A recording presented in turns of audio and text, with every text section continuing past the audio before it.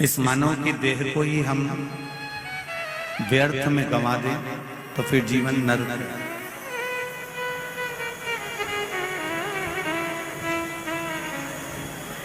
पूरी जिंदगी निकल जाती है मनुष्य की यह जानने के लिए कि हमारा जन्म क्यों हुआ है। कोई आपसे पूछे कि आपका जन्म क्यों हुआ है, किस लिए पैदा हुआ, किस लिए जन्म हुआ,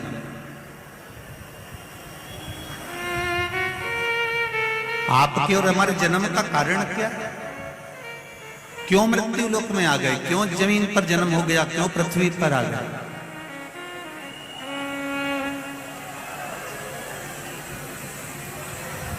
इस जन्म का कारण क्या है? तो उसका दो कारण हमने पहले भी वर्णन किया शिव महापुराण में कि मनुष्य के जन्म का दो कारण है। एक पूर्व में किए हुए कर्म का भोग भोगने के लिए और दूसरा भगवान का भजन करने के लिए यह मानव का शरीर।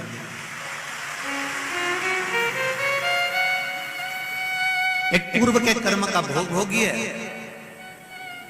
अगर आपने पूर्व में अच्छा कर्म करा है तो आपको आज अच्छा मिल गया।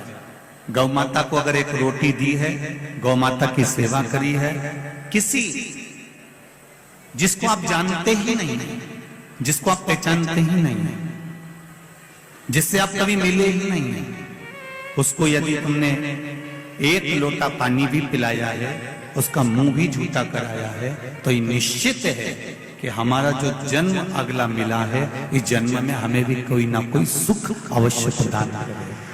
ये निश्चित है।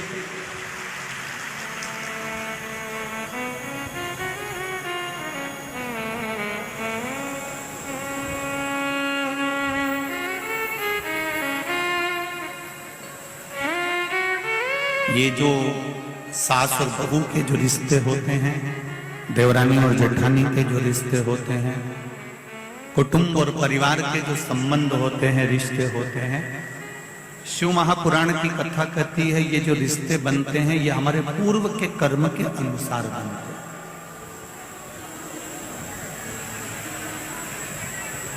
हमने किसी को साथ दिया है, हमने किसी की सेवा करी है, हमने किसी को एक पल के लिए भी अगर अच्छा करा है तो ये निश्चित है वो हमारी बहू बनकर हमारी सेवा 24 घंटे कर देती है। अगर हमने पूर्व में कर्म किया,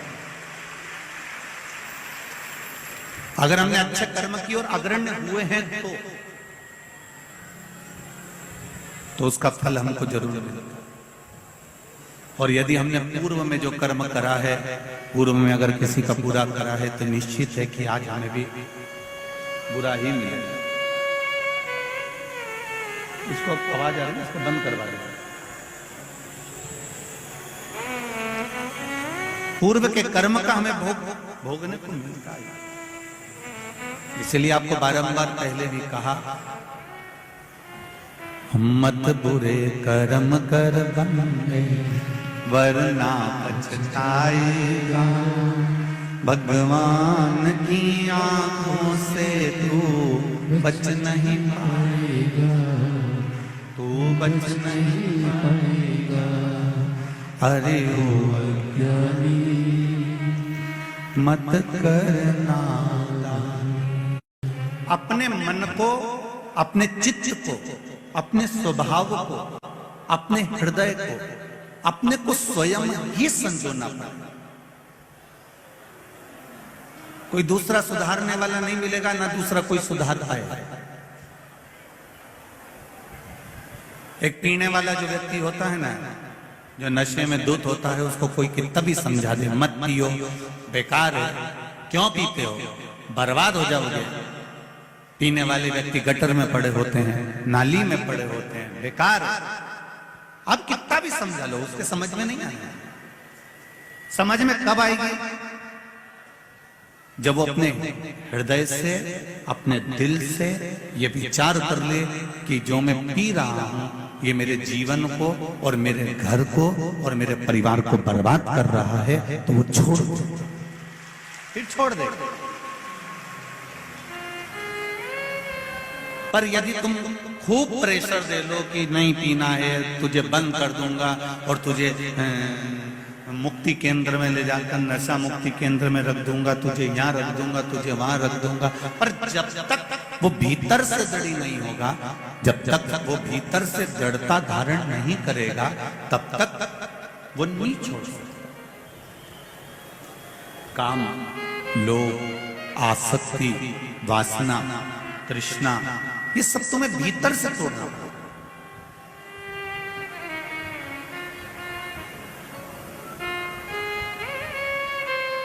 अभी कथा में आए हो, 2 बजे कथा चालू हुई, तुम सुबह 8 बजे से कंगी पार्टी कर पूरा के तैयार मैयार हो हुआ के और पहुंच गए। अब सुबह 8-9 बजे से तुम तैयार हो के कथा में बैठे। कितनी पहले से तैयारी करी, तब जाकर 2 बजे कथा चालू हुई, 5 बजे विराम हो जाएगी, आप अपने अपने घर को चले जाएंगे, रात्रि सोएंगे, सवेरे उठ के फिर तैयारी चालू हो जाएगी। और किसी किसी ने तो कथा चालू भी नहीं हुई थी, उससे पहले तैयारी कर ली थी कि मैं तो कथा में जाऊंगी, बाकी का रसोई घर तू देख लेना, किसी ने कर ली थी। कोई चतुर थे तो उन्होंने पहले से तैयारी करके रख ली कि देखो अब मुझे जाना है, दिवाली आती है हम पहले से तैयारी कर लेते हैं, होली आती है हम पहले से तैयारी कर लेते हैं, ब्याह आता है हम पहले से तैयारी कर लेते हैं, नाना नानी छोरा छोरी की शादी आई, ब्याह आया, जन्मदिन आया, तो हमने पहले से तैयारी की।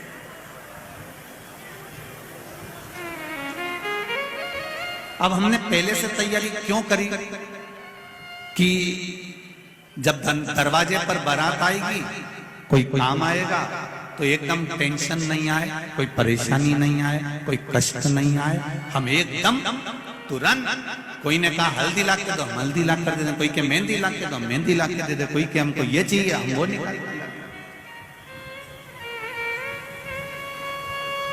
ये तैयारी आपने करी।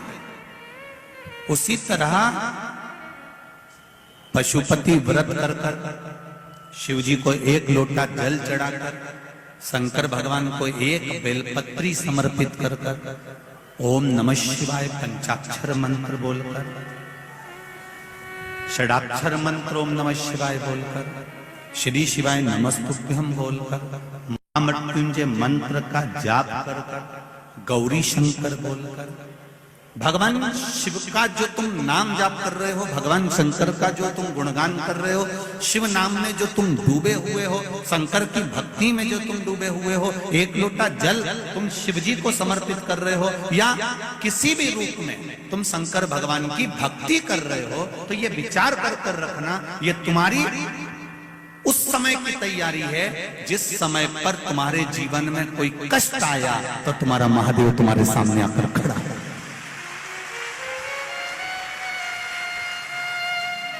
तुम्हारे जीवन में अगर थोड़ा सा भी कष्ट आया तो महादेव सामने आ गया।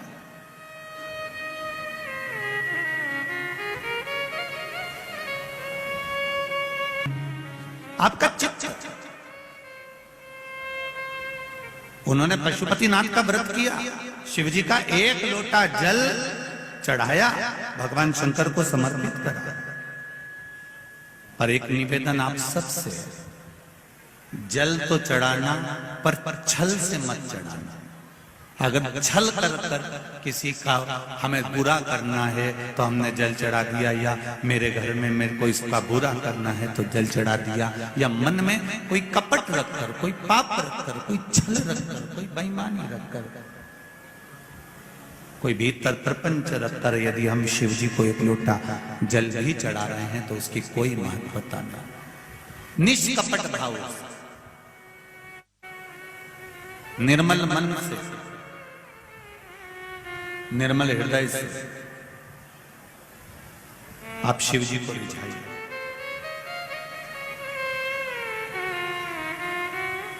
और जब निर्मल मन से आप भगवान का भजन करेंगे तो ये निश्चित है कि आपको वो कथा का रसतत्व प्राप्त होगा। आज शुक्ला परिवार विधायक श्री संजय जी शुक्ला जी की जो मित्र मंडली कथा करा रही है, इस कथा का मूल उद्देश्य है आपके जीवन में भगवान शंकर की अविरल भक्ति प्राप्त करना। ये संजय शुक्ला मित्र मंडली का एक उद्देश्य।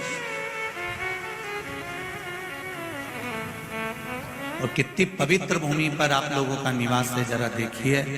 इंदौर में इधर महाकाल बाबा बैठे हैं, इधर ओमकारेश्वर बैठे हैं, इधर छिपरा मैया, इधर नर्मदा मैया, और बीच में इंदौर वाले बैठे हैं।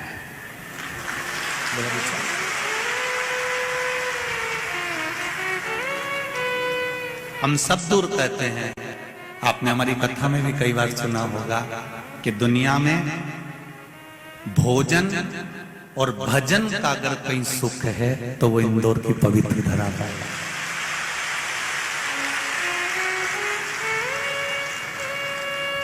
यहाँ पूरे इंदौर में कहीं का मुंगेरी लाल का हसीन सपना दिखता ही नहीं है। पूरे इंदौर के लोग जितना इनको खाने का शौक है उतना इनको खिलाने का शौक है। ये नियम है इंदौर का। और जो एक बार यहां से खाकर चले जाता है वो दूसरी बार तुम्हें बस केवल खाने के चक्कर ही नहीं आता। ये इंदौर की पवित्र बात। और दूसरे नंबर पर यहां का भजन। एक एक मोहल्ले में, एक एक मंदिर में जितने जवान छोरे होन, युवान बेटे होन, कार्यकर्ता होन, जितने अग्रणी नहीं होते उतने इंदौर के जितने मंदिर हैं उस मंदिर में जितनी माताएं आती है उन्होंने अपना छोटा छोटा महिला मंडल बना के रखा है और ऐसा भजन गाती है कि अच्छा अच्छा भजन गायक को पीछे। और इन्हें किसी से मतलब नहीं। मंदिर में 15 माताएं बैठ गई, 10 बैठ गई, ढोलक और मंजीरा लेके जो बैठी वो नाच भी रही है, गा भी रही है, उसे कोई मतलब नहीं। आग लगे बस्ती में अपन रहे हो मस्ती में, उसे कोई मतलब नहीं कौन क्या क्या। और अभी अभी शिव पुराण सुन सुन के तो माताएं ऐसी हो गई कि शंकर जी अपना और अपन शंकर जी के, बस अपने किसी से मतलब नहीं। अगर ये शंकर जी के पास बैठी है फिर तो इसको कोई छोड़ नहीं सकता, इसको छोड़ना। अच्छा, उधर खड़ा हुआ व्यक्ति, कई कई जेंट्स लोग आते हैं तो वो आंख भी दिखाते हैं।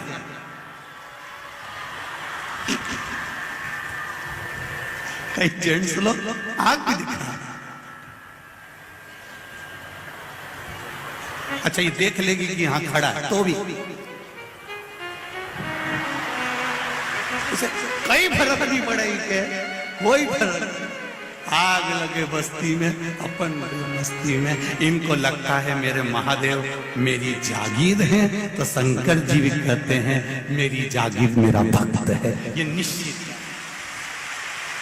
अच्छा, कोई मतलब भजन और भोजन का जो सुख है मेरे इंदौर के निवासी खिलाना भी जानते हैं और खाना भी जानते हैं और भजन में ऐसे डूबते हैं, ऐसे डूबते हैं मेरे इंदौर वासी भजन में। कोई इनके भजन का स्मरण तो करे, कोई इनकी भक्ति का स्मरण तो करे।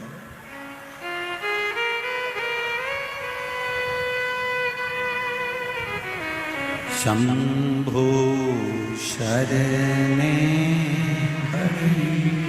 मांगू घड़ी घड़ी दुख काटू दया करी दर्शन। शिव मंदिर में रोज जाना, एक लोटा जल शंकर भगवान को समर्पित करना।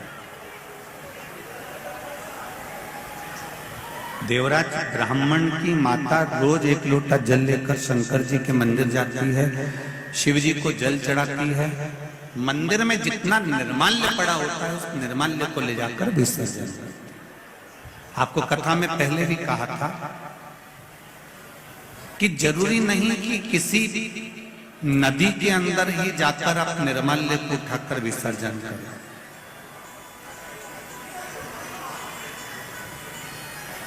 क्योंकि अगर हम सारा मंदिर का पूरा के पूरा निर्माल्य उठाकर अगर किसी नदी में, पवित्र नदी में विसर्जन करें तो पवित्र नदी भी धीरे धीरे धीरे धीरे फूल पत्ती से वो भी दूषित होती चली जाती।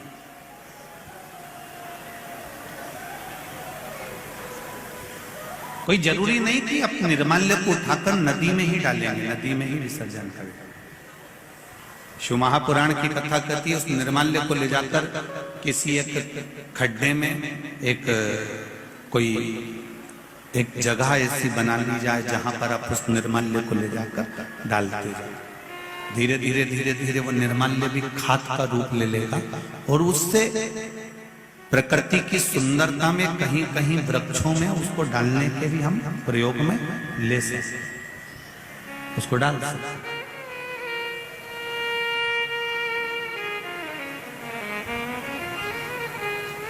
आपको पहले भी कथा में कहा, आज फिर कह रहे हैं, किसी भी शिव मंदिर में जाओ, दिया लगाओ, अगरबत्ती लगाओ, धूपबत्ती लगाओ, तुम्हारी मर्जी पड़े, तुम बेलपत्री चढ़ाओ, धतूरा चढ़ाओ या चावल का दाना चढ़ाओ या पुष्प चढ़ाओ या तुम्हारा मन पड़े जो तुम चढ़ाओ, पर उससे बड़ा है शंकर मंदिर में जाकर, भगवान शंकर के शिवालय में जाकर, शिवालय के अंदर पहुंचकर दिया लगाने से धूपबत्ती, अगरबत्ती या चावल या बेलपत्र चढ़ाने से भी ज्यादा फल मिलता है। शिव मंदिर में जाकर, शिवालय में जाकर, शंकर मंदिर के आसपास अगर कोई निर्माल्य पड़ा हो या कोई गंदगी हो रही हो, उसको साफ कर देने से भी हमारे जीवन की राहें साफ हो जाती।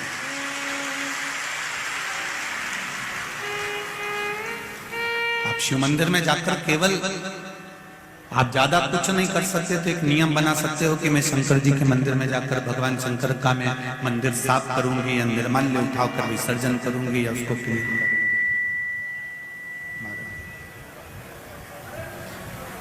आप जाकर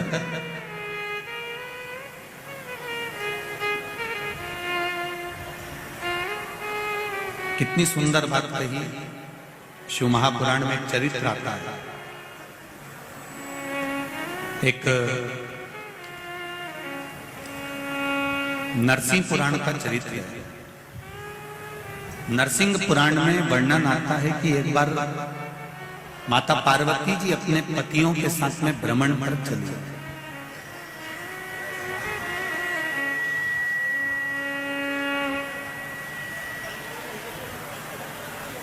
और माता पार्वती जी जब भ्रमण पर चली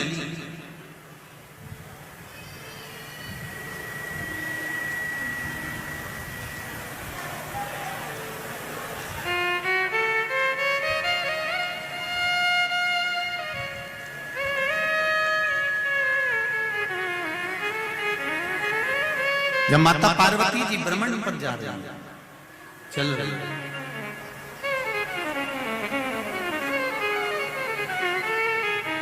माता द्रौपदी जी जब अपने पतियों के साथ में भ्रमण पर चली हैं, नरसिंह पुराण कह रही है कि द्रौपदी अपने पतियों के साथ जा रही थी और जाते जाते जाते जाते बीच मार्ग में कोई दो असुर, कोई दो राक्षस ऋषि का रूप रखकर आ गए और संत का रूप रखकर वो पांडवों के रास्ते को भटका रहा है, पांडवों के मार्ग को भटका।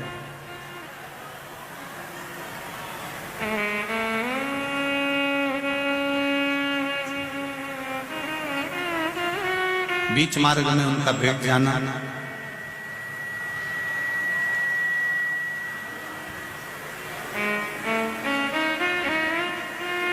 शंभो शंभो, बीच मार्ग में उनका भेंट जाना और दो मुनि का वेश धरकर, ऋषि का वेश धरकर, दो संत का वेश धरकर उन्होंने पांडवों के मार्ग को भटका दिया, पांडवों के मार्ग को छित चले आगे बढ़े।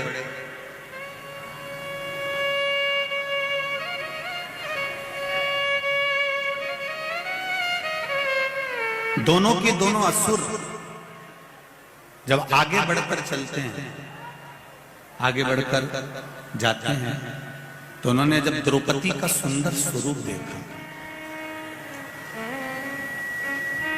और द्रौपदी के सुंदर स्वरूप को देखकर दोनों लोभित हो गए, मोहित हो गए और द्रौपदी को पाने का तरीका ढूंढने लगे।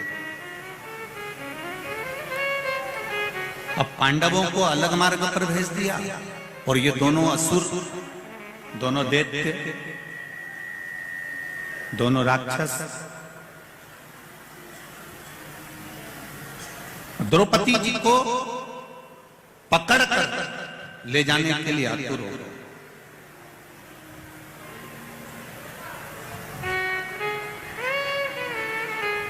जब दोनों ले जाने के लिए आतुर हुए, इतने में अर्जुन को मालूम पड़ा कि द्रौपदी को कोई हाथ पकड़कर खींच कर लेकर जाता है।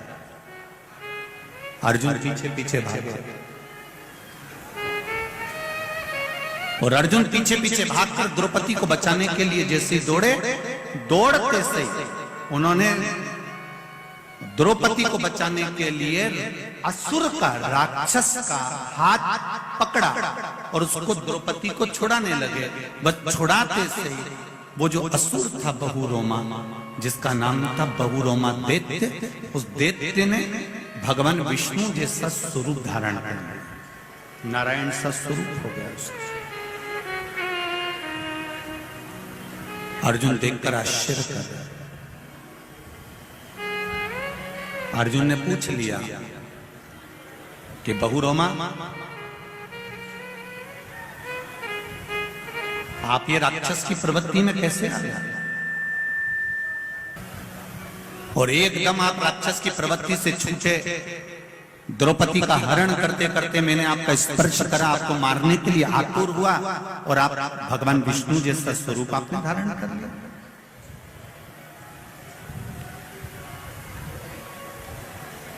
बहुरोमा ने कहा, मैं चंद्रवंशी राजा था, मेरा नाम जयध्वज था।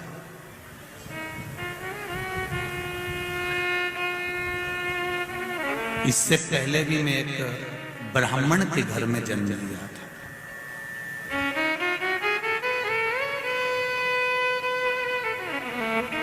चंद्रवंशी राजा रहा, मेरा नाम जयध्वज रहा।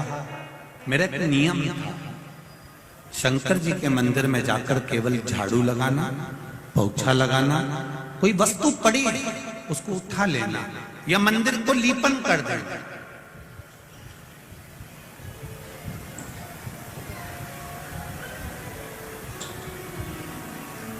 लीपन का मतलब आप लोगों को मालूम होगा, गाय का गोबर हाथ में लेकर, पहले के जो मंदिर होते थे वो तो मार्बल के या पत्थर के या इस चीज के होते नहीं थे, तो नीचे मिट्टी या गोबर से उसको लीप दिया जाए।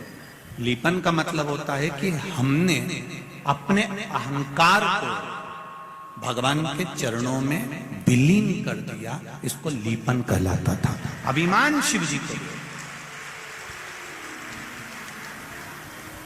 भगवान के चरणों में हमने अपना अभिमान छोड़ दिया, इसको लीपन कहते हैं।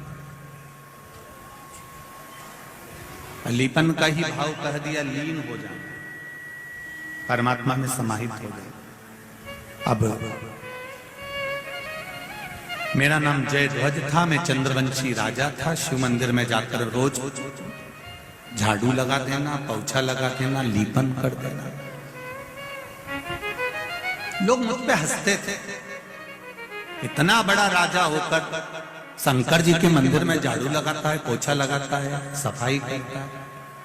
मेरा माताओं से निवेदन है, जितने भाई लोग यहाँ कथा सुन रहे हैं उनसे भी निवेदन है, एक बात अपनी जिंदगी में उतार कर रखना। आप शंकर भगवान के मंदिर जाएंगे, आप राम जी के मंदिर जाएंगे, आप कृष्ण के मंदिर जाएंगे, मां जगत जननी के मंदिर जाएंगे, आप देवता के अगर मंदिर जाएंगे तो आपको हंसने वाले, टोकने वाले, पूछने वाले ढेर मिल जाएंगे।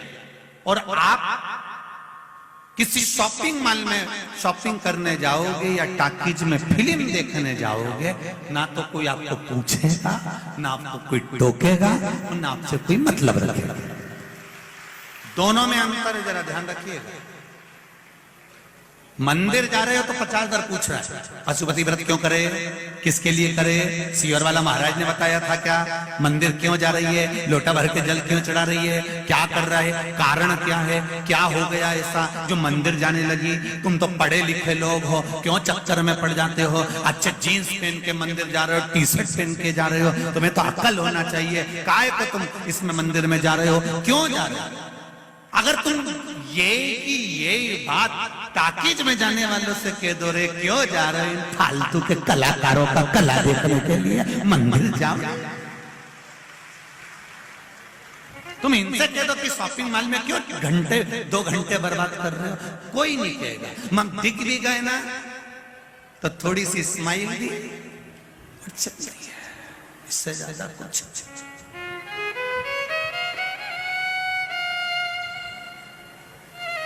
किसी मंदिर में जल चढ़ाते हुए दिख गए, किसी मंदिर में सेवा करते हुए दिख गए, किसी मंदिर में तुम झाड़ू लगाते दिख जाओ, किसी मंदिर में तुम पोछा लगाते दिख जाओ, किसी मंदिर में, किसी देवालय में जाकर, क्योंकि शिव महापुराण की कथा कहती है जहां पर भगवान स्थिर रूप में बैठते हैं, प्रतिष्ठा के साथ बैठते हैं, वो मंदिर कहलाता है।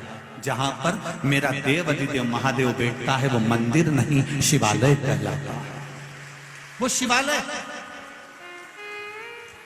मंदिर में और शिवालय में अंतर होता है।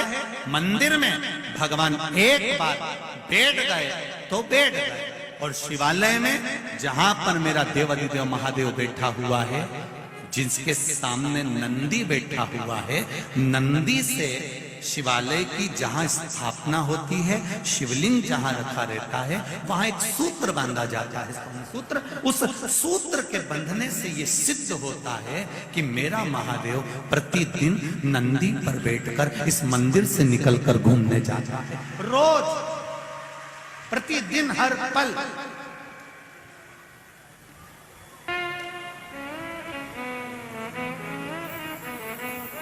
हमारा गुरु घर यहीं नजदीक में ही है, लाल हॉस्पिटल के पीछे श्री गोवर्धन नाथ जी की हवेली, हमारा गुरु घर है।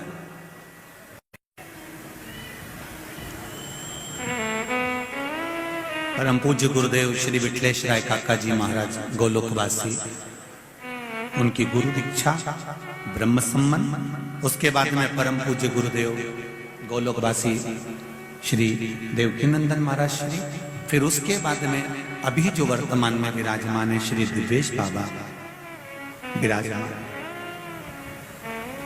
हवेली जी गोवर्धन नाथ जी की हवेली जी कही जाती है, उसको मंदिर नहीं कहते, क्योंकि वहां पर भी मेरा कन्हैया छोटा सा कभी झूले में आकर बैठ जाता है, कभी पलने में आकर बैठ जाता है, कभी राजभोग में आकर बैठ जाता है, कभी शयन के लिए अंदर चले जाता है, वो अपने घर में भ्रमण करता है।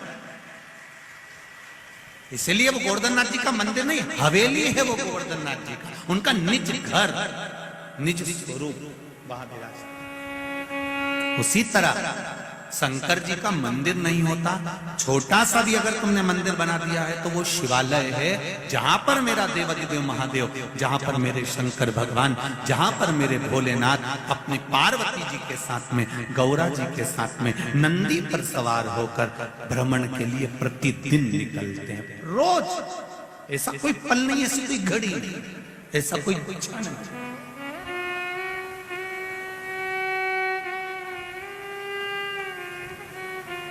मेरा नाम जय ध्वज है और मैं जय ध्वज शिव जी के मंदिर में आराधना करता था, शंकर जी के मंदिर में पूजन करता था, शंकर की आराधना में लीन रहता था, शंकर की भक्ति में लीन रहता था।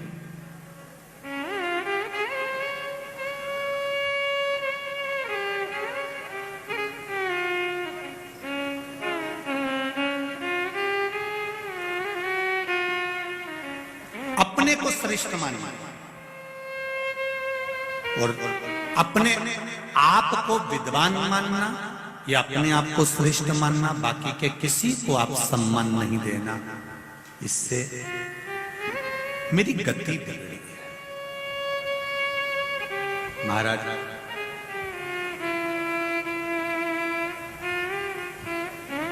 मैं शिव मंदिर में जब झाड़ू लगाता, पोछा लगाता, तो वहां के ब्राह्मण ने मुझसे पूछा, आप इतने बड़े राजा हो, चाहो तो नौकर को भेज सकते हो, दास को भेज सकते हो, सेविका को भेज सकते हो, नौकरानी को भेज सकते हो झाड़ू पोछा करने के लिए। और हमारे यहाँ स्कंद पुराण में जो 16 सोमवार के व्रत की महत्वता कही है,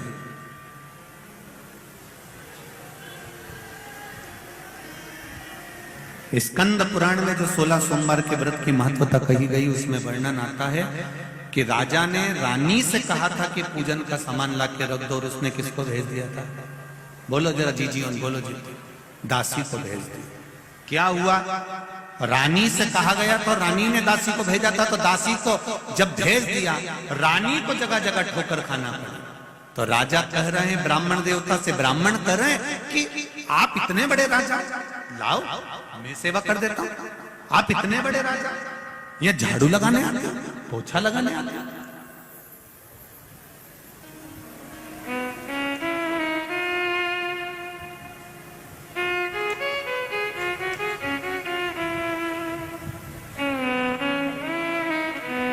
कई लोग बहुत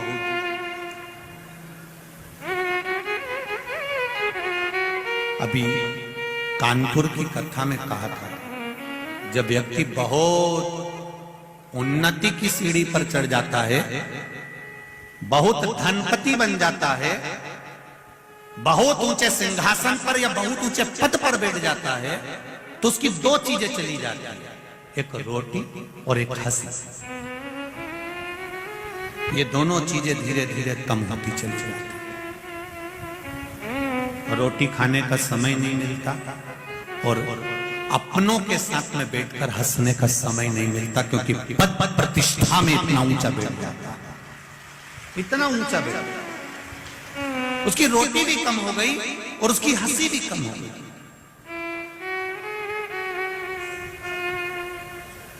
अच्छा, हमारे शास्त्र कहते हैं उसकी रोटी और हंसी कम हो जाती है, पर हम तो कहते हैं साथ में उसकी ताली भी कम हो जाती है, उसका भजन भी कम हो जाता है, उसका स्मरण भी कम हो जाता है। तुम देखना, बहुत साधारण सा जो व्यक्ति होगा ना, कथा में बैठ जाएगा, खूब एंजॉय करेगा, खूब नाचेगा, कथा भी सुनेगा, जहां मर्जी पर्दे में बैठ गया। और कहीं कहीं की बहुत वीआईपी, इधर से साड़ी में 4-6 पिन, इधर से पिन, और सब दूर से लगा लोगों कर पेंसिल से लाइन खींचने डब्बा भरे, उसके बाद यहाँ से कत्थई, यहाँ से नीली, और यहाँ से पुत्र, और फिर इसको कहीं कथा में ले जाकर बिठा दो, और भजन में, जब भजन में ताली बजाने का नंबर आया,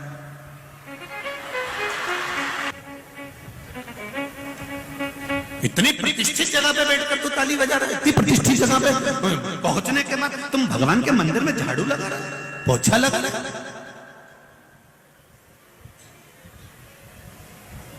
जब बहुत ऊंचे पद पर बैठने के बाद आप शंकर जी के मंदिर में थोड़ी सी सेवा कर रहे हो, तो याद रखना, आप हजारों लोगों को प्रेरणा दे रहे हो कि मैं भगवान के सामने झुक रहा हूं, तो तुम भी झुको। शिव महापुराण की कथा कहती है, 16 सोमवार की कथा कहती है, स्कंद पुराण से निकली हुई सत्यनारायण भगवान की कथा कहती है, स्कंद पुराण से निकली हुई 16 सोमवार की कथा कह रही है, स्कंद पुराण से निकली हुई सत्यनारायण भगवान की कथा कह रही है कि जिस परिवार में भगवान की पूजन कराने के लिए ब्राह्मण देवता आते हैं और ब्राह्मण पूजन की तैयारी करें, उससे पहले घर की नारी, घर के पुरुष को पूजन की थाली लगा लेना चाहिए, अपना आसन ब्राह्मण से ना बिछवाकर खुद बिछाकर बैठना चाहिए। ये हमारा शास्त्र है।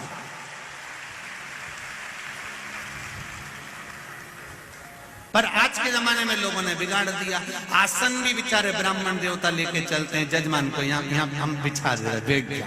आंटी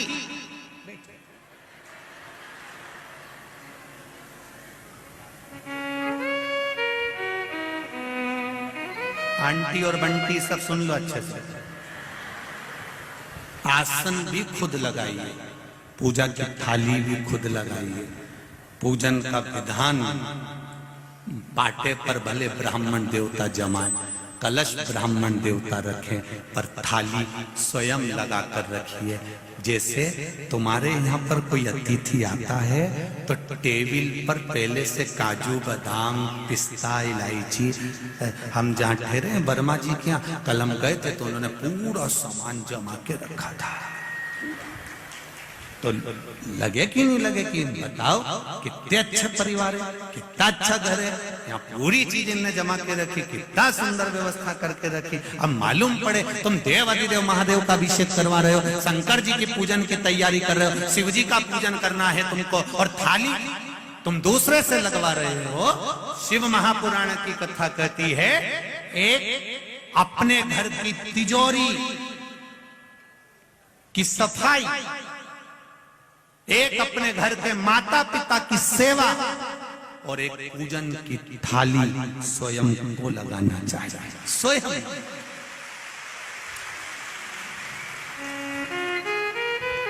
स्वयं घर के माता पिता की सेवा नौकर से नहीं, खुद करो। तिजोरी है ये, घर की तिजोरी। कभी नौकर से कहते ना बेटा घर चले जा, मेरी तिजोरी रखी उसकी सफाई कर दे। नौकर ऐसा साफ करेगा दादा, भेरू पूरा सिंदूर चढ़ा के चले जाएगा पूरा, और दिखेगा ही नहीं तेरे को। तो देख, अब नौकर से कहो कि घर की तिजोरी की सफाई कर दे, करे हो, सब साफ कर जाएगा। घर की तिजोरी की सफाई का हक घर के व्यक्ति का है, माता पिता की सेवा का हक घर के व्यक्ति का है, उसी तरह पूजा की थाली लगाने का हक घर के व्यक्ति का है। ये निश्चित अब स्वयं लगाए, स्वयं।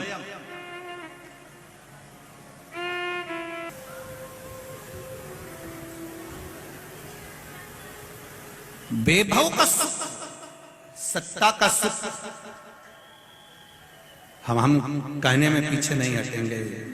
जिसके घर में जो सत्ता का भी अगर सुख भोग रहे हो तो ये निश्चित है कि आपने पूर्व समय में जरूर शंकर जी के मंदिर में या तो झाड़ू लगाई होगी, या सेवा करी होगी, या वहां का निर्माल्य उठाकर विसर्जन करा होगा, या पूजा की थाली लगाई,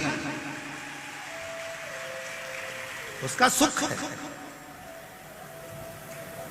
हम जहां भी कथा करने जाते हैं तो हम हमेशा स्मरण में रखते हैं कि भोलेनाथ जी, हम उनसे भी कहते हैं बाबा तूने जितनी जगह कथा कराई, चाहे कानपुर कराई हो, चाहे काशी कराई हो, चाहे जहां जहां आप कथा करा रहे हो, या आपकी कृपा करुणा है, तो हमने देखा है जहां शंकर भगवान को मानने वाला होता है या शिव भक्ति में डूबने वाला होता है, ये शिवपुराण होती भी वहीं पर हो जहां शंकर के भक्त। हमने शुरू से देखा है शुक्ला परिवार में, संजय जी शुक्ला जी के इस पूरे परिवार का हमने स्मरण किया है कि इनके परिवार में शंकर का अभिषेक, पूजन, अर्चना और शिव स्तुति आज से नहीं, इनके दादा परदादा के समय से होती आ रही है। ये शिव भक्ति और उसी का फल मिलता है, और उसी का फल, उसी का आनंद।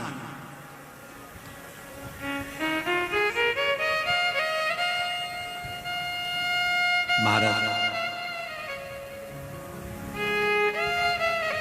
जयध्वज ने कहा ब्राह्मण देवता मैं शंकर जी के मंदिर में झाड़ू लगाता हूं, पोछा लगाता हूं, इसीलिए मेरे को आज राजा का राज्यपाट मिला हुआ, राज्यपाट मिला, मैं नहीं छोड़ूंगा नहीं। तो भगवान के मंदिर में सफाई करना क्यों नहीं छोड़ते? शिव मंदिर में झाड़ू लगाना क्यों नहीं छोड़ते? शंकर मंदिर में पोछा लगाना या निर्माल्य उठाकर विसर्जन करना क्यों नहीं छोड़ते? महाराज पूर्व समय में मैं ब्राह्मण था, जिस ब्राह्मण को मैं उस समय पर रेवत ब्राह्मण था, और रेवत ब्राह्मण एक ऐसा ब्राह्मण जो पूजन नहीं करा सकता। मैं रेवत ब्राह्मण था।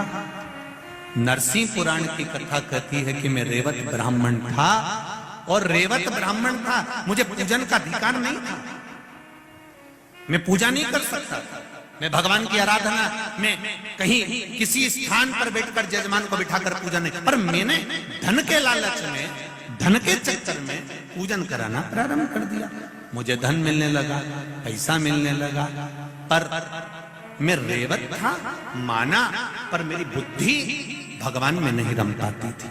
मैं वेश्यावृत्ति में लगा रहता था, जुए में लगा रहता था, गलत काम करता था, गलत चीज में डूबा रहता था। एक बार मैं किसी जगह पर पूजन करा कर आ रहा था। पूजन करा कर आते आते मैंने एक सुंदर स्त्री को देख लिया। मेरे पास में पूजन का जो झोला था, पूजन की जो पोटली थी, उसमें बहुत सारी सामग्री थी।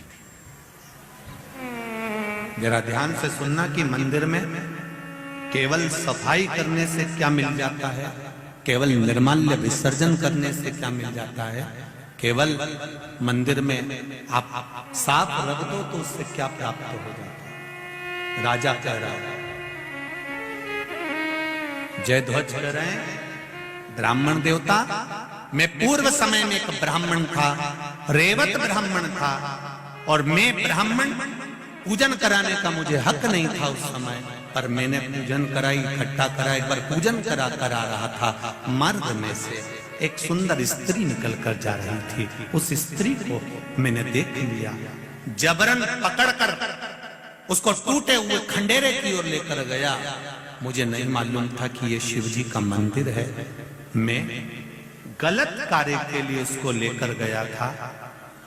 मैंने जब अंधेरा देखा, तब अपने पात्र में से, अपने वस्त्र में से थोड़ा सा घी जो लाया था यजमान के यहां से, उसको निकाल कर अपने ही उस पात्र में से थोड़ा सा कपड़ा निकाल कर फाड़ कर दिए में डुबो कर उसको जलाया।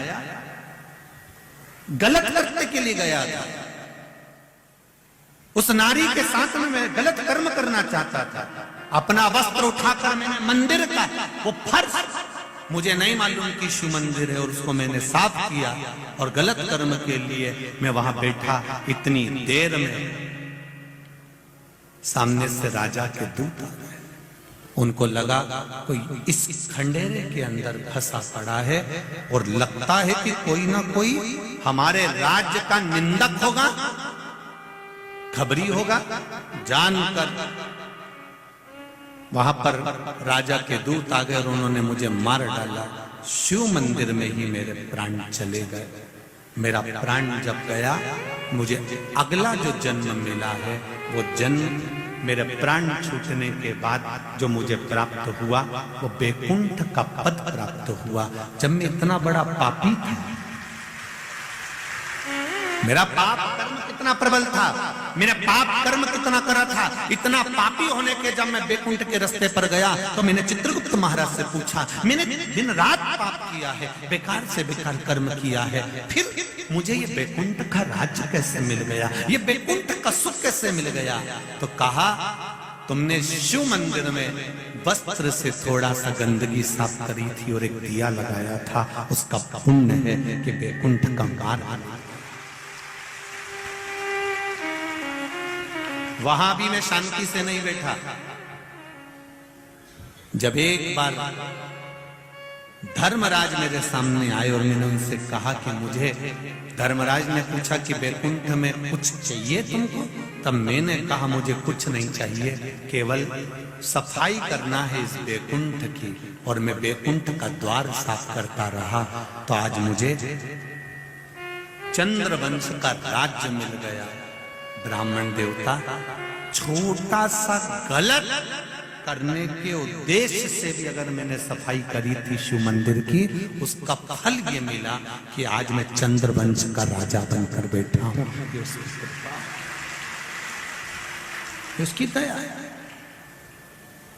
मेरा आप सबसे निवेदन है, जितने भी लोग आस्था चैनल पर कथा सुन रहे हैं, फेसबुक यूट्यूब पर कथा सुन रहे हैं, या जितने ये इंदौर की पावन धरा में बैठकर कथा सुन रहे हैं, आप सबसे निवेदन करूंगा, कभी शंकर के मंदिर में एक लोटा जल लेकर अगर नहीं भी गए, नहीं आप दिया लेकर गए, नहीं आप अगरबत्ती लेकर गए, नहीं आप धूप बत्ती लेकर गए, नहीं आप एक बेलपत्र लेकर गए, तो शिव मंदिर का केवल कर देने पर भी आपको जो फल मिलेगा वो फल की गणना तुमने जिंदगी में नहीं करी, वो फल प्राप्त।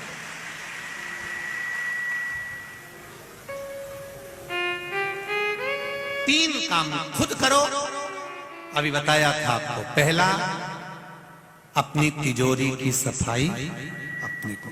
दूसरा, बोलो बोलो जमते जरा, अपने माता पिता की सेवा खुद को करना है। और तीसरा, अपनी पूजन की थाली, बहू से नहीं कहना आज मेरा पशुपति व्रत है पूजन की थाली लगा दे, नहीं नहीं नहीं, खुद लगाई। पशुपति व्रत में मीठे का भोग लगता है, खुद बनाओ, खुद स्वयं तैयार। घर से 3 हिस्से करके मत ले जाओ, मंदिर में जाकर नीचे आपने कागज रखा या दोना रखा या पात्र रखा, 3 हिस्से करो। 6 दिए लेकर जाते हो तो 6 ही दिए जमीन पर रखो, 5 प्रज्वलित करो, एक वापिस थाली में रखकर लेकर आओ। प्रसाद भी बाद में एक हिस्सा लेकर आओ, पर खुद निर्माण करो, खुद करो स्वयं। उसका फल क्या होगा ये आपको मालूम पड़ेगा। देवराज नाम का ब्राह्मण, जिनकी माता रोज शिव मंदिर में जाती है, एक लोटा जल चढ़ाती है, शंकर भगवान का भजन करती है, कीर्तन करती है, घर की एक नारी भी अगर शंकर भगवान को एक लोटा जल चढ़ा रही है तो ये अंदाजा लगाकर रखना कि उस जल का फल पूरे परिवार को, कुटुंब को प्राप्त। सारी समस्या का हल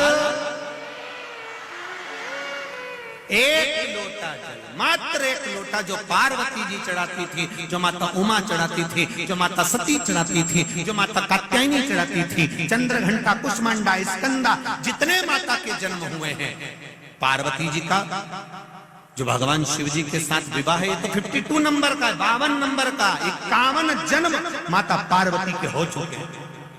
और 51 जन्म माता पार्वती ले चुकी थी, और 51 जन्म धारण करने पर भी शिव की भक्ति नहीं छोड़ी थी, शंकर का गुणगान नहीं छोड़ा। करो भजन। एक पत्र है, जिस पत्र में किसी ने लिखा है कि हमारी किडनी, लीवर खराब हो गए थे। एक ये भी पत्र अच्छा है, बाबा की कृपा देखिए।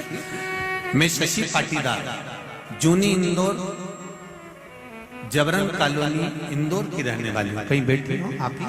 श्री शिवाय नमस्तुभ्यं, हम दोनों हाथ हिला दो एक बार, हर हर महादेव। मेरी बेटी को जन्म से आंखों की रेटिना में तकलीफ है। बेटी आइए साथ साथ, श्री शिवाय नमस्तुभ्यं बाबू, हर हर महादेव। मेरी बेटी को आंखों की रेटिना में तकलीफ है। जुलाई 2022 में, जुलाई के महीने में इसकी आंखों में तकलीफ ज्यादा बढ़ने लगी, तो हमने इंदौर के शंकरा आई सेंटर में उसकी जांच कराई।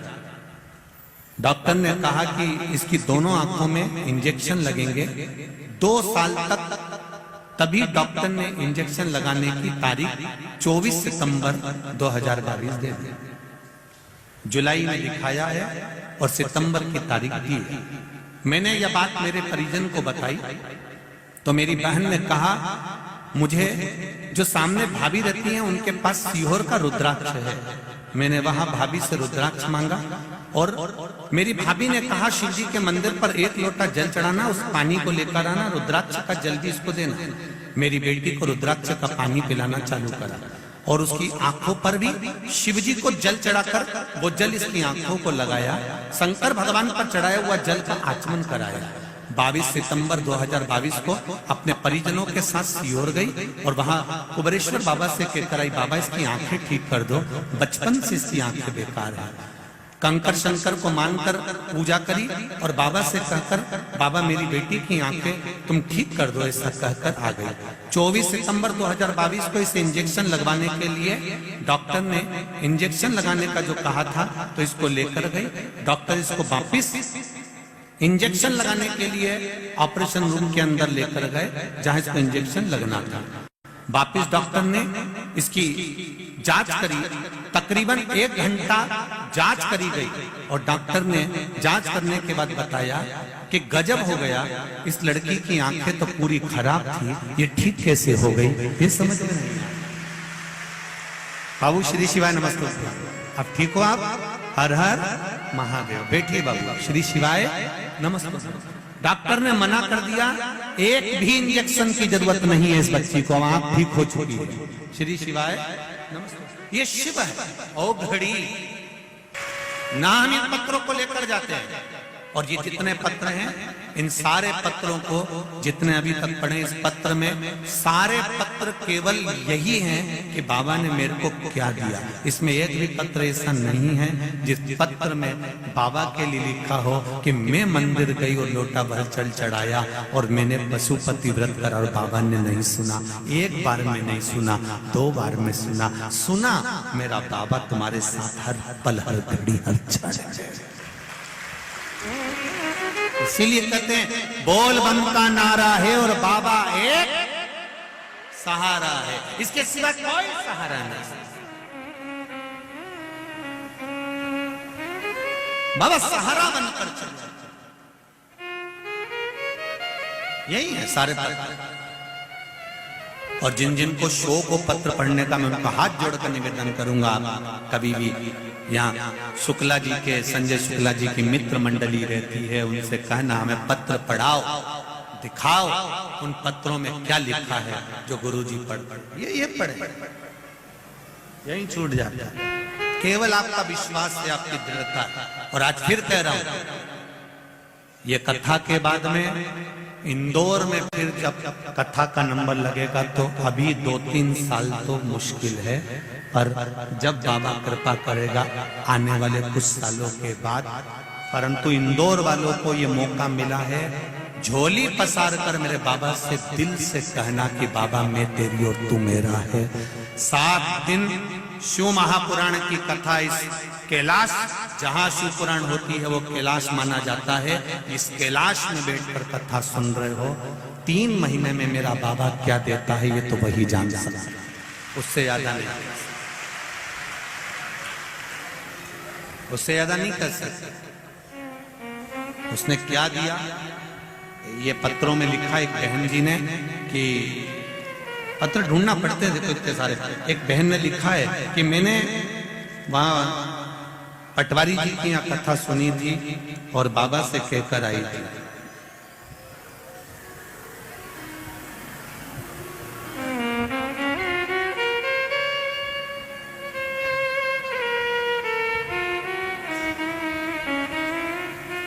जिसने लिखा वो पत्र में है उसमें कि मैं उस कथा में, बाबा की कथा में बैठकर बाबा से कहकर आई थी, बाबा मेरा मकान नहीं है इंदौर नगर में, मेरा मकान इंदौर शहर में नहीं है, मैं बहुत तकलीफ में हूं। वो पत्र इसी पत्र में जिसने लिखा हुआ खड़ी हो सकती है, जिनने लिखा, आपने लिखा था। पत्र ढूंढना पड़ेगा बेटा, इसलिए श्री शिवाय नमस्ते।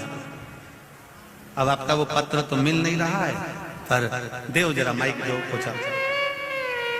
उस पत्र में आपने लिखा है कि मैं उस कथा, रोइए नहीं, बस खुशी खुशी बताओ। तो बाबा ने, आपने कहा है उस पत्र में कि मेरा मकान नहीं था, मैं बाबा से कहकर आई थी, बाबा सियोर वाला महाराज कहता है कि शिव पुराण के पंडाल में बैठकर जो मांगा जाता है मेरा बाबा उसको 3 महीने में देता है, तो आप मुझे नहीं देंगे?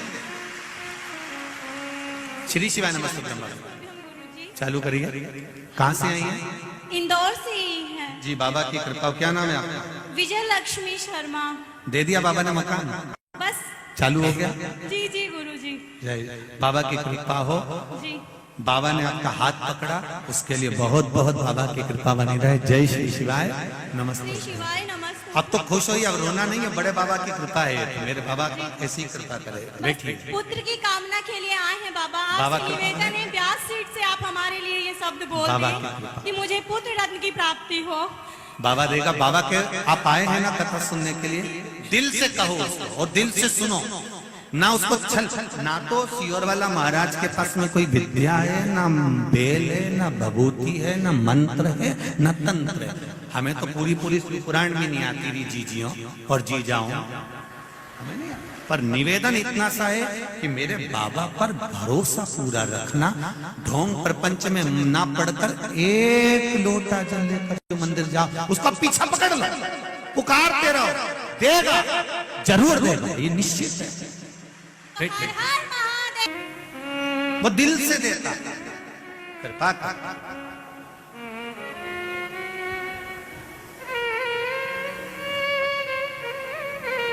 आप विश्वास रखकर उसका भजन करिए, कहीं मत जाओ।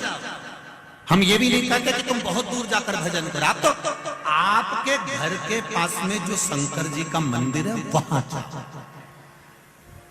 अभी हमने कथा में कहा था एक बहू पूना में रहती है और एक तुम्हारे पास में रहती है। दुख आएगा ना तो पूना वाली नहीं आएगी,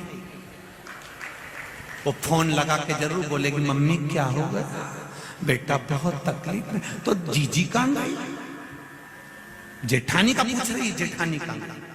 और तुमने पूना वाली पर भरोसा रखा और उसको फोन लगाया, तो क्या पूना वाली आ जाएगी 2 घंटे के अंदर? बोलो तो रही इंदौर वाली आएगी, पूना वाली नहीं आएगी। और तुम्हारे पास में वो रहती है जिससे तुम्हारी नहीं बनती, भले नहीं बने, लड़े झगड़े कुछ भी करे, पर दुख आया सबसे पहले आके खड़ी हो गई, ले मम्मी मैं लेके चलती तुम्हें अंबानी, ले मम्मी मैं तुम्हें लेके चलती हूँ। अब बोलो तुरंत आई और लेके चलती। वो तो पूना वाली तो फोन लगा के पूछी, और तो भी वही प्रिय लग रही डोल के दूर के ढोल सुहावने, तो भी वही अच्छी लग रही। क्यों अच्छी लग रही है? क्योंकि दिवाली पे 4 दिन के लिए आती है, उसका पति उसको सिखा कर लेकर आता है, मुंह मत खोलना, तेरे हाथ जोड़, तेरे पाँव, तू कुछ मत बोलना, बस अपन 15 दिन के लिए जा रहे हैं, 10 दिन के लिए जा रहे हैं, तू बस अच्छे से रहना, प्रेम से रहना, हो जैसा मम्मी बोले मम्मी मम्मी मम्मी मम्मी करते रहना, तो देख तब फायदा मिलेगा। वो भी आते सिर्फ मम्मी जी ये कर लो, मम्मी जी वो कर लो, मम्मी जी कर करके मम्मी इतनी खुश हो गई सोने के लिए, इतनी खुश हो गई। और मम्मी से निवेदन है जब ये पूना चली जाए और तू 3 महीने उसके पास रह के आ जा, जगदम्बा के पास जा, दूर के ढोल सुआ, अब जा। कठिन है, जो पास में रह रही है वो पहले आएगी, इसलिए निवेदन है बहुत दूर जाने की जरूरत नहीं है। तुम्हारे घर के पास में जो शंकर जी का मंदिर है उस पर 1 लोटा जल चढ़ाओ, दुख आएगा तो सबसे पहले निकल कर मेरा महादेव आएगा, तुरंत तुरंत। अब कहोगे गुरुजी आप कभी ये नहीं कहते कि राम जी के मंदिर में जल चढ़ाओ या भगवान कृष्ण के मंदिर में जल चढ़ाओ या उस मंदिर में जल चढ़ाओ, आप हमेशा शिव जी का ही क्यों कहते हो? क्योंकि शंकर जी का जो मंदिर है, शिवालय जो होता है ना, शिवालय में पट नहीं होता। आजकल के भले मंदिरों में दरवाजे हो गए, पर तुम देखो बैकुंठ में द्वार है, विष्णु पुराण में लिखा 8 द्वार बैकुंठ के, बैकुंठ में 8 द्वार, इंद्रलोक में द्वार है, ब्रह्मलोक में द्वार है, पितृलोक में द्वार है, गरुण लोक में द्वार है, वरुण लोक में द्वार है, पर किसी पुराण में यह नहीं लिखा कि कैलाश पर्वत पे द्वार है। किसी पुराण में नहीं लिखा कि कैलाश में यह द्वार है, क्योंकि शंकर भगवान के मंदिर में द्वार नहीं होता। कब भगवान शंकर के मंदिर में दरवाजा नहीं होता। शिव का मंदिर 24 घंटे खुला है, मेरे बच्चों को जब दुख हो वो तोड़ कर आ जाए, शिव तो ये बेटा 24 घंटे हर पल हर घड़ी हर क्षण बैठे।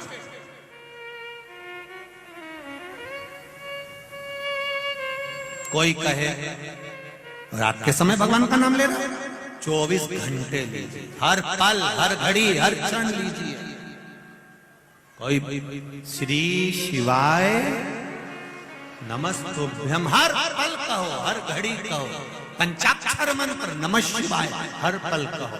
षडाक्षर मंत्र ओम नमः शिवाय हर पल कहो। जब तुम्हारा मन पड़ जाए तब जब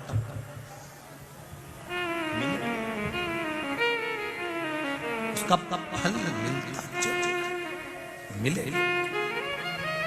देवराज ब्राह्मण की माता शिव मंदिर में जाती, सफाई करती, शंकर जी के मंदिर में जाकर जल चढ़ाती। जल चढ़ाने का फल क्या हुआ कि देवराज चोरी कर कर आ रहा था, चोरी का धन उसके साथ में था, उसको शरीर में ताप पड़ गया, शिव मंदिर में चला गया। मंदिर में जाकर छुप कर बैठा क्योंकि ठंड लग रही थी, शरीर तपन माना।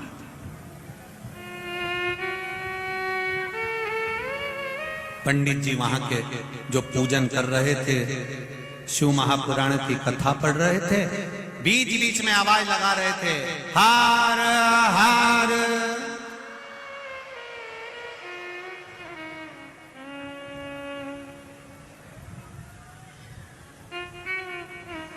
हमने बीच बीच कथा में हर हर महादेव बोलना बंद कर दिया क्योंकि लोगों के मैसेज और पत्र बहुत आए। उस मैसेज में लोगों ने लिखा था कि हम गाड़ी चलते चलते आपकी कथा सुनते हैं, ऑफिस में काम करते करते कथा सुनते हैं और आप बोलते हो हर हर महादेव। हम जैसे जम के हाथ ऊपर करते हमारे ऑफिसर हमको देख के टोक देते। कई बार टू व्हीलर गाड़ी चला रहे होते हैं और हेडफोन लगा हुआ है और कथा चल रही है और आपने कह दिया दीन बंधु दयालु दया कीजिए, जो दोनों हाथ उठा के हर हर महादेव नहीं बोले उसको उठा लीजिए। अब भय लगता है कि या तो बोलो या तो फिर मरो, तो फिर इसलिए फिर गाड़ी को थोड़ी देर रुकना पड़ता है, फिर हार हार बोलना पड़ता। तो हमने अब कथा में बीच बीच में हर हर महादेव बोलना बंद कर दिया। पर तुम्हारा मन करे कभी कभी कथा में तुम्हें पड़ोसन कहीं की सोती हुई दिखे तो तुम बिल्कुल बेझिझक, तुमको छूट है एकदम, बिल्कुल 7 दिन तुम बढ़िया आनंद में, वो सो रही हो और तुम उसके पास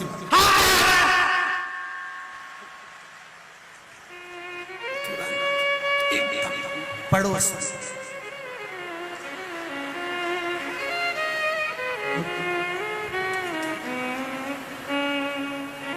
फिर बॉटल निकालेगी पानी की बैग में से, क्या हुआ था?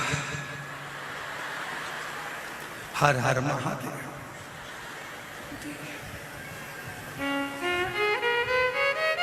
कथा में सो रही है, हाँ घर पे नहीं सोई थी, रात भर सिवर वाला महाराज दिखा है। कथा में जाऊंगी, कथा में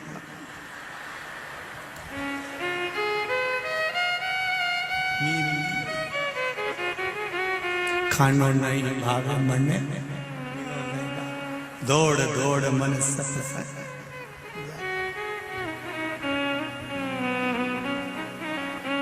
ये चित्त ये मन ये वृत्ति दौड़ी भगवान के चरणों की ओर। देवराज ब्राह्मण मंदिर के अंदर, ब्राह्मण देवता आवाज लगा दिए, देवराज को लगा मेरा शरीर तप जाऊं। देवराज ब्राह्मण बाहर आ गए, बेलपत्री के वृक्ष के नीचे देवराज ब्राह्मण बैठे थे, वहीं पर उनके प्राण चले गए। जैसे ही प्राण छूटे, कैलाश धाम पर से नंदी पर चढ़कर मेरे देव अधिदेव महादेव आए और उन्होंने अपने गणों से कहा इसको लेकर चलो। देवराज ब्राह्मण को जब ले जाने लगे तो देवराज हाथ जोड़कर कहता है मैंने कोई पुण्य नहीं करा, मैंने कोई पुण्य नहीं करा। सुन लो जितने लोग वो बाउंड्री पे चढ़े हुए, घर की छतों पे चढ़े हुए, अच्छा अच्छा,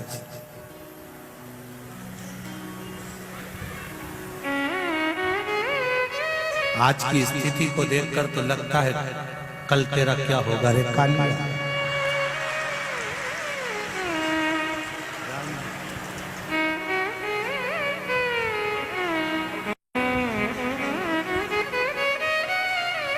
गलियों में भरे के दिखा देना इनको, घरियों घर सब गलियों में, छत पे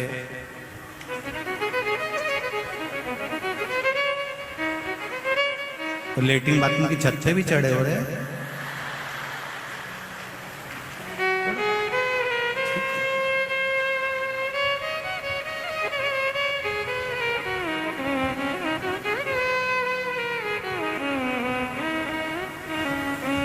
भगवान शिव।